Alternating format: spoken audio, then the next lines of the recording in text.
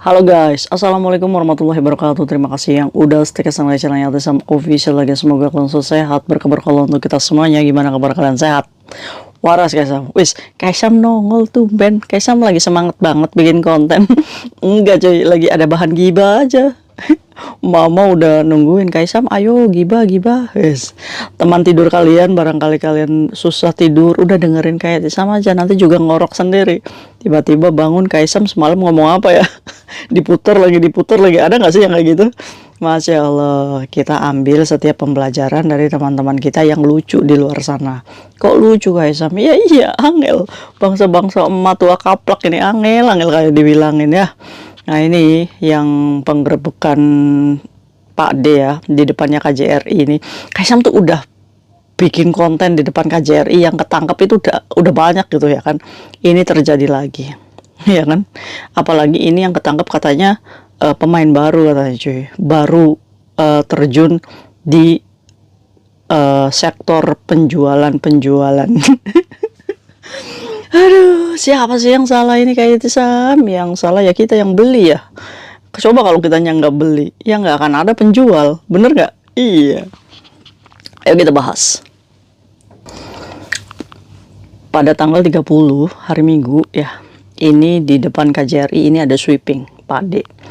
Jadi banyak pade-pade yang pakai baju biasa, pakai baju preman. Dia ini mengincar mbak-mbak yang kambuh lagi, ya kan. Nah ada nih satu mbak gemoy yang ketangkep. Ini siapa cuy? Kalian kenal nggak? Aduh, kayak sama ada lucu-lucunya. Kayak Sam kok ketawa, tidak kayak Sam itu tidak merasakan empati. Gimana susahnya cari uang? Ya kalian cari uang ya salah ya. Kamu kan sudah bekerja ya di rumah majikan, sudah dapat gaji kita sama, gaji kayak Tisam sama gaji kamu sama, gaji teman ABC juga sama ya kan. Cuma kok berlebihan sekali kamu bekerja di Hong Kong ini kan, jiwa-jiwa bisnisnya ini salah menempatkan ya. Berarti kan setiap orang yang berjualan di Hong Kong ini kan selalu sudah berbicara, kita udah tahu kok kayak Tisam resikonya, jadi kayak Tisam itu nggak usah banyak ngomong. Ya udah, kalau misalkan sudah tahu konsekuensinya ya nggak apa-apa dong. Kayak Tisam juga ceritanya sambil ketawa ya. Buat teman-teman yang jualan mungkin ocehannya Kaisam ini membuat tersinggung, tapi percayalah Kaisam ngomong kayak gini karena apa? Karena kayak Tisam itu peduli dan sayang. Gimana kalau sampai kejadian ini terjadi sama kalian, tiba-tibanya tertangkap, apa yang terjadi? Ya visanya bermasalah ya. Berapa coba dendanya? Ingat nggak? Ini termasuknya part time ya, jualan ilegal di luar kontrak kerja. Ini sel prodeonya 2 tahun dan dendanya itu 50.000 Hongkong dolar. Alah kayak Sam, itu mah cuma di catatannya aja, padahal kenyataannya enggak. Nah, walaupun kenyataannya kalian dihukum seringan mungkin, otomatis ada konsekuensinya juga. Dimana kalau majikan itu masih mau sama kamu, nah tibanya kalau nggak mau, ya di end lah visa kita, ya kan? Pasti kalian itu akan overstay kalau masih pengen kerja di Hong Kong.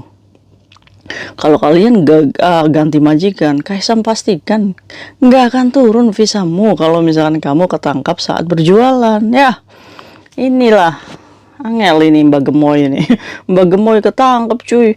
Aduh, kurang ini larinya kurang kencang Mbak Gemoy. Makanya ayo kita diet cuy. Kaisam juga lagi diet. Ya boy. Ada lucu-lucunya ini. Kalian ada di TKP nggak sih? Nah oke ya cuy ya. Iya biasa. Ini spot di sampingnya KJRI ya, di depannya KJRI, di antara Bank Mandiri, Bank BNI, sama bank apa lagi di situ cuy. Ya kan di situ kan ada ya tempat untuk di depan pintunya itu kan ada sedikit apa namanya untuk orang menunggu ya cuy ya. Nah di situ tuh banyak makanan-makanan yang disetok di situ cuy. Ada minuman dan lain-lain. Siapa sih yang nyetok? Yang nyetok itu ya anak-anak peperan, anak-anak di luar sana yang nggak mau bekerja, memanfaatkan mereka yang mau berjualan gitu cuy. Jadi disetok, stok.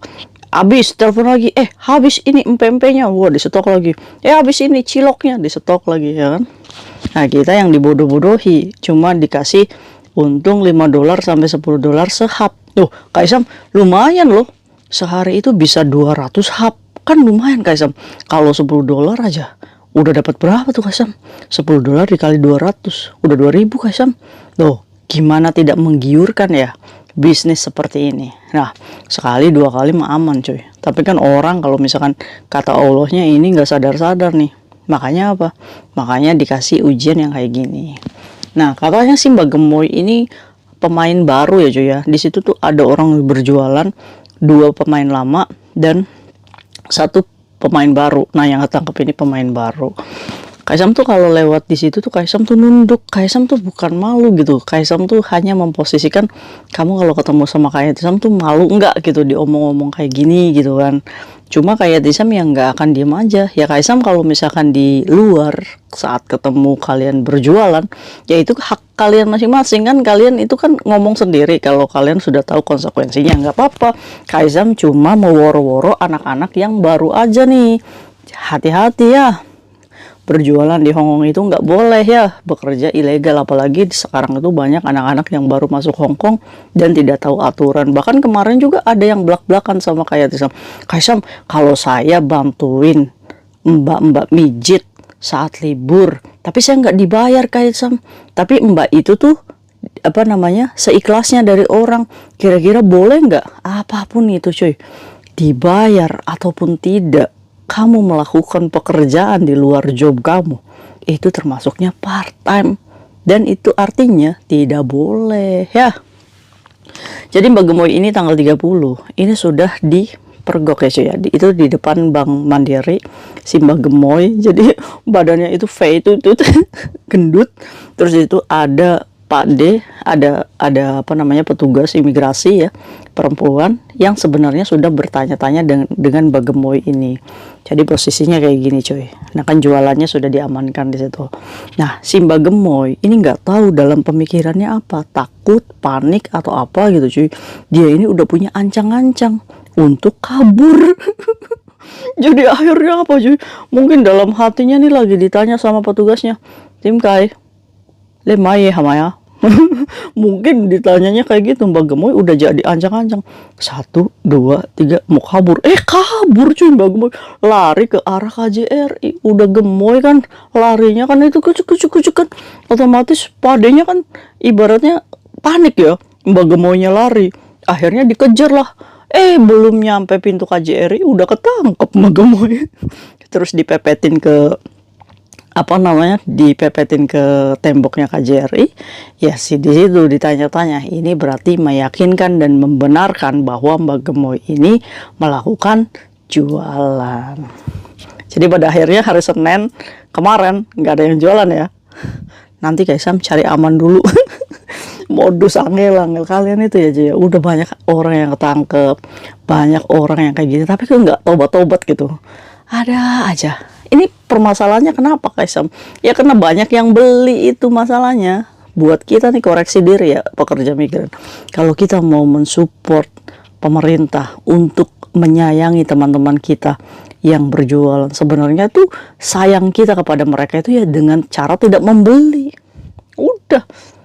Kayak Kaisam itu mematikan rezeki, bukan mematikan rezeki, justru dari sini kita belajar untuk mempertahankan visa kerja kita. Ya kan, kita mau berakhir seperti ini atau langgeng dengan majikan. Kalau kita berpikirnya damsam terus, kalau kita berpikirnya kurang terus, Allah tuh ngujinya lebih gede. Sok percaya aja. Ada nih kita berpikir, lumayan nih dapat untung 5-10 dari lumayan itu cuy. Ini kan berarti kan sudah ada timbul rasa tidak bersyukur ya, tidak mensyukuri pekerjaan kita di rumah majikan. Nah kalian berjualan itu adalah ciri-ciri orang yang tidak mensyukuri rezeki kalian bekerja sebagai pekerja migran. Nah awas tuh, orang yang biasanya berjualan, orang tuh pasti akan menilai, wah dia jualannya laku ya, wah untungnya banyak tuh. Tapi tanyakan sama dia, kamu bahagia gak sih hidupnya? Ujian kamu itu gak sih? Ada aja cuy masalahnya sok.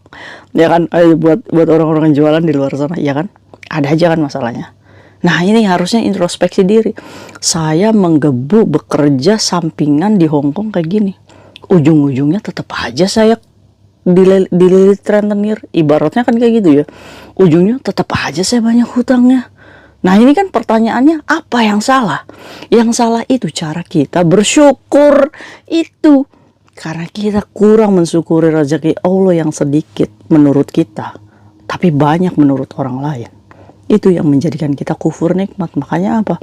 Saat kita diberikan rezeki lagi, Allah uji lagi, hilang lagi duitnya, kerja lagi, saya harus bangun lagi, saya harus jualan lagi, saya harus mencapai target ini untuk bisa membayar hutang, untuk membeli ini. Ya, udah bagus rumahnya di Indonesia, Allah guncangkan nih. Lewat ibaratnya bencana alam. Ambruk lagi tuh rumah tuh yang udah kita kejar bangun ya kan. Nah itu ya. Jadi Mbak Gemoy ini ketangkep ya cuy ya. Kaisam selusur, ini teman kamu ya? Bukan Kaisam, itu pemain baru. Kaisam tuh walaupun Kaisam itu ya apa namanya sering menegur orang-orang yang jualan kayak gini, tapi penjual di luar sana tuh pada pro sama Yatisam tuh ya, alhamdulillah. Pada ngasih informasi. Sebenarnya Kaisam, saya itu mensupport kayak Yatisam supaya memberantas PMI yang berjualan. Tapi Kaisam, saya itu jualan masih aman. Ini kan kadang aneh ya teman-teman kita ini. Ya wis pokoknya terserah. Pokoknya Kaisam memang informasikan kepada teman-teman Kaisam yang baru, hati-hati ya, karena ini sel prodeonya 2 tahun dan dendanya 50.000 Hongkong dolar. Bahkan yang paling berbahaya adalah visanya, ya sudah langsung cut kalau misalkan majikan yang sekarang itu sudah tidak mau menjamin kalian. Nah yang jadi permasalahan takutnya prosesnya ini masih berlanjut untuk sidang dan lain-lain, dan kalian diterminate, ini yang celakanya. Karena apa? Karena kalian akan diusir ibaratnya ya dari majikan untuk tidak tinggal di rumah majikan, sedangkan kamu proses apa namanya laporan polisinya ini masih berlanjut. Otomatis kamu harus mencari shelter. Nah saat mencari shelter ini kan pasti akan ditanya, kamu kasusnya apa? Jualan. Kan lucu gitu cuy, udah diworo-woro jangan jualan, tapi ujung-ujungnya kalian meminta bantuan shelter gitu untuk apa namanya tempat kalian, untuk makan gratis. Jadi selama ini kamu mengejar rezeki yang lebih, ujung-ujungnya kamu malah kurang, bahkan lebih kurang dari hari ini ya. Oke, mungkin dari sini semoga kita sama-sama sadar, udah nurut sama Kaisam ya. Jadi jangan lumayanan, jangan jualan lagi wis ya. Sampai KJRI aja jenuh. KJRI aja ibaratnya konsulat ya. Kau tahu nih permasalahan pekerja migran, jualan itu tidak boleh ya kan. KJRI itu udah capek gitu ngeliatin mbak-mbak yang jualan mondar mandir, pasti nyalahin itu. Di sampingnya KJRI ada mbak yang jualan. Nah ini kan teguran kepada kita pekerja migran, sadar diri lah. Kita itu ditangkap di samping konsulat Indonesia, apa jadinya negara Indonesia itu gitu. Pasti si Pade ini ngerumpi kayak gini, itu katanya apa lensikun, tapi yang ditangkap orang Indonesia. Siapa sih teman kalian kayaknya cuy. Aduh, ada aja ini Kaisam gosip ini, ada aja bahan gosip ini ya. Aduh, nggak apa-apa ya. Semoga kita sama-sama belajar dari kisahnya Mbak Gemoy yang sudah ketangkap Pak Ade. Semoga anak-anak penerusnya jangan sampai mencontoh Mbak Gemoy untuk mau jualan di depan Bank BNI dan Mandiri. Karena apa? Karena Pak Ade itu sudah tahu bungkus-bungkusnya kalian, tas-tasnya kalian itu barang bukti bahwa kalian jualan. Kan nggak mungkin kalian ke bank bawa air putih banyak banget gitu kan. Emangnya pemerintah Hongkong itu bisa dibodoh-bodohi gitu. Aduh, ada-ada aja teman-teman kita tuh, lucu ya. Lucu nggak sih? Mungkin itu aja gosip Kaisam hari ini, semoga bermanfaat dan bisa mengambil pembelajarannya ya. Ayo cuy, mulai hari ini kita yambui pekerja migran Indonesia bebas dari pekerjaan jualan secara ilegal. Amin. Bye bye. Assalamualaikum warahmatullahi wabarakatuh. Bye.